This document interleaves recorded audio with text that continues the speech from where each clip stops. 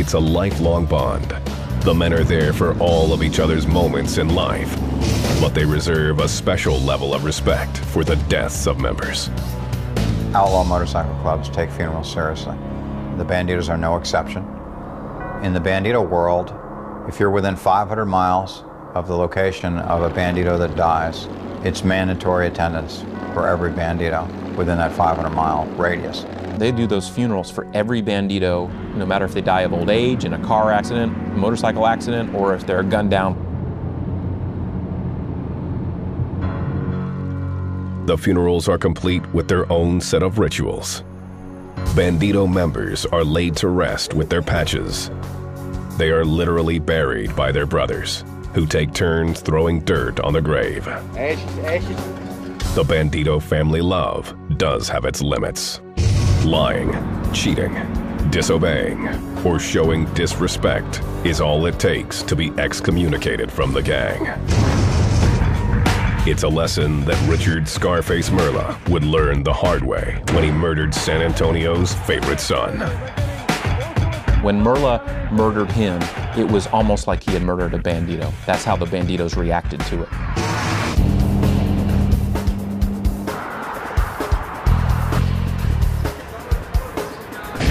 San Antonio, Texas, August 16th, 2004. A fight between Richard Scarface Merla and his friend, championship boxer Robert Quiroga, got out of control when Merla stabbed Quiroga nearly 15 times. Once I saw blood, that was it. There was no stopping me then. It took quite a while before we finally did go down. He tried to stagger out and get to his truck, which was out on the street. Merla fled the scene. It never occurred to him that this night would mark the beginning of his downfall. So after all that happened, I just got in my truck and took off. I didn't know he was dead till the next morning when it came on in the news. It was senseless. No mercy. I don't think anybody deserves to be stabbed 18 times in the back. I'll be straight up, you know. I don't have to lie. He was a good dude. He helped me out. He helped a lot of Banditos out in San Antonio. But that one night, he let the alcohol take over, and it cost him his life. Police quickly issued a warrant for Merla's arrest. He figured the Banditos would rally around him. Merla hadn't counted on two developments. One was the outpouring of public grief when news of Quiroga's gruesome death came out. The second was the Banditos' allegiance to Quiroga, a local hero. When Merla stabbed him to death, that was the ultimate affront to the club. In a press conference, San Antonio's top Bandito, John Portillo, the man Merla says chose him to be his sergeant-at-arms, was quick to distance himself and the Banditos from Merla. This was not an action of our club. We do not condone this. This was the act of a coward that is no longer a member of this motorcycle club. Merla surrendered to the police. No comment. I know that nobody was happy with him, and I also think that at some point he realized he just didn't have any money, and he had nowhere to go, and there wasn't anything he could do except try to get himself to where he wasn't going to be in danger anymore. The prosecuting attorney, Jim Wheat, immediately went to work, building a case against the man who killed one of the city's favorite sons. This would be about the same length, about almost the exact same size as the knife that Merla used. We never did find the weapon. There was no weapon, but the prosecutor had plenty of evidence. Wheat had testimony, Merla's truck, his DNA, and the victim's corpse. One cut wound on his face. You can see on his back that there are a couple of different knife wounds on the shoulder, one on the top of the back. It was either him or me, because this cut on my leg would have went in centimeters deeper. It would have busted the main artery, and I wouldn't be sitting here in this interview today.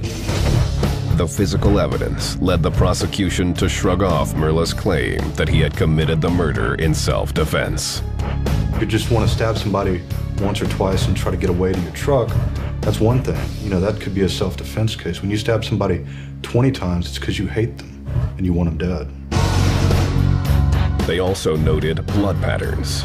There was a struggle. It's all Robert's blood, you know, where the attack happened. Merla doesn't start bleeding until he's actually leaving and walking away from the scene. Prosecutors concluded that none of Merla's injuries had been inflicted by Quiroga. Instead, the location of the cuts suggested they occurred as a result of the knife slipping from Merla's hand while stabbing Quiroga. This is the way Merla is. He gets mad and he attacks people. And that's the way he's been before. That's the way he was that night. And then afterwards, he didn't act like anybody who just had to fight somebody off.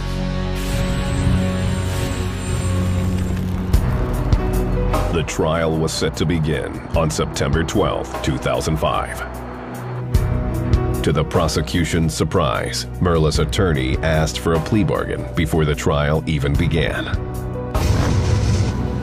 He walked in with his attorney on Monday morning when the jury's coming up, and he said, hey, can we work this out? We want to work out a plea. I said, are you kidding? The reason for the plea, Merla had gotten word the state had filed new charges for a stabbing he allegedly committed 2 years earlier. Merla agreed to plead no contest to the Quiroga murder in exchange for dropping the new charges. He was sentenced to 40 years in prison. Merla claims the Bandidos broke their own code and ratted him out for an earlier murder. The 2002 rest stop killing of Roberto Lara, the man Merla shot 11 times in retaliation for a Bandido's death. I took the rap. Took all the rap. Merla claimed he was simply following the orders issued by President John Portillo when he shot Lara. He had his sources, and when he came to me, he said, that's the guy. We need to take care of him. I knew what he wanted done.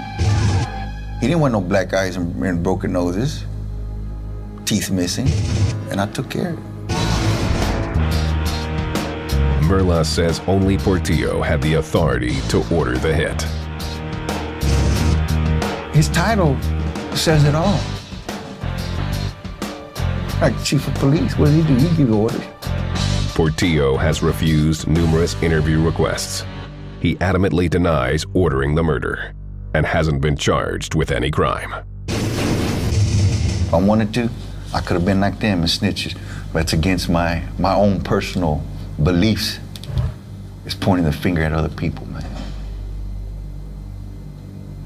And they know it. They know it.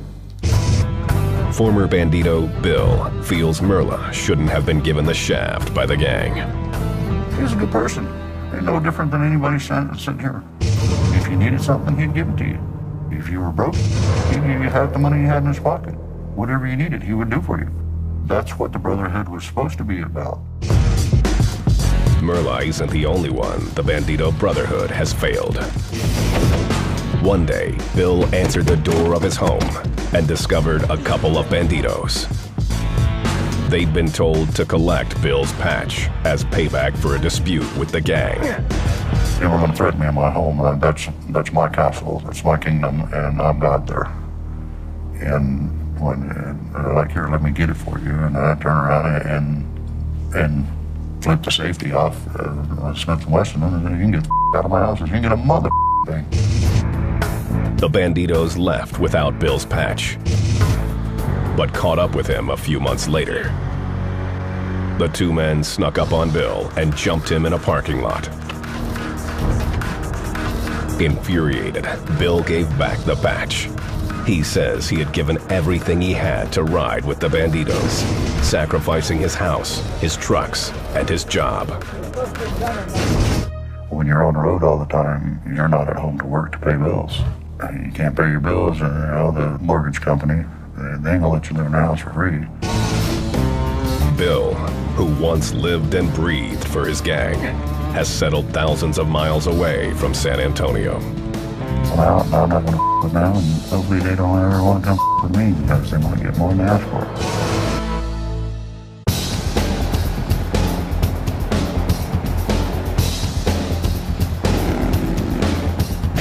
San Antonio, Texas, home of the Bandidos. For decades, the outlaw motorcycle gang has trafficked drugs across Texas and the rest of the country. You know that money's coming from somewhere. You can't be naive to that fact. And you have to realize that, yeah, there's something going on. These guys are involved in some kind of illegal activity. Washington State, June 2005. Federal and local authorities arrested 19 members of the Bandidos, charging them with everything from kidnapping to assault and drug distribution. Today, the Bandidos are concerned about their image. Members are strongly encouraged to take part in community events. They've also upped their web presence. Anyone can now log on and buy Bandido merchandise. It's all part of a strategy to soften the gang's image. There's a lot of Bandidos now that have crew cuts, nice trim goatees. Personally, I think it's a smart move. You clean up your image. The public, the perception is, oh, they're not that bad of guys. They could walk up to you in a bar, at a grocery store, whatever, and you would never know from their outward appearance that they are Bandidos. Bill, who was kicked out of the gang, isn't buying it. This public image perception thing, that's bullshit. I didn't care what people thought of me as a Bandido. And why do they care how the public perceives them now? Why should they care? Authorities aren't buying it either. In 2006, a farmer in Ontario, Canada, discovered the bodies of 8 men stuffed into cars that had been abandoned on his fields. The victims, all Bandidos, had been shot execution style. It took only 1 day for police to arrest 5 people for the murders. One of the suspects was a Bandido. The reality of it is these guys clean their own house. They police themselves very well. That can be all the way down from somebody needs their butt kicked and they take care of it, to somebody needs killed and they take care of that. It's no surprise to authorities who say the gang is as dangerous as ever. They have websites. These guys are on MySpace. They're networking with each other. They're talking to other criminal organizations. It's not just about bikers. It's about anything. The Bandidos say they're no angels. They totally admit it. But what they also want to say is that they're not some huge organized criminal enterprise.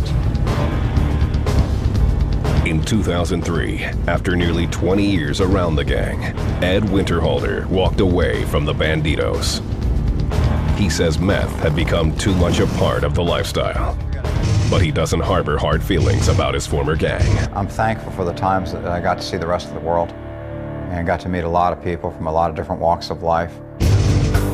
Richard Merla has a different opinion. Sitting in his prison cell in Gatesville, Texas, he has nothing but burning contempt for his former gang. They cut me loose because I committed a murder, okay? There was no bylaws in the Bandido saying, if you ever commit a murder, we're gonna kick you out. I'm an outlaw, man. Ain't nothing supposed to stop me from, doing what I'm gonna do. They used him until it wasn't to their advantage to keep him. And then they put him out. They took his badge. He's no longer a Bandido. I don't think he'll walk from prison. I think the only way he'll leave prison is in a box. In 2007, Merla was convicted of the murder of Roberto Lara. He was sentenced to an additional 40 years and has a lifetime to reflect on what went wrong. I had a few regrets in my life, but the biggest regret I ever had in my life was ever becoming a Bandido, because they stabbed me in the back. They stabbed me in the back. If the day comes that Merla is released from prison, he will be thinking about revenge. I wouldn't want to get out because I got one thing on my mind, and I'm telling you the truth. I wouldn't want to get out for the simple fact I'm known to retaliate, man. And I will. So I'm better off in here.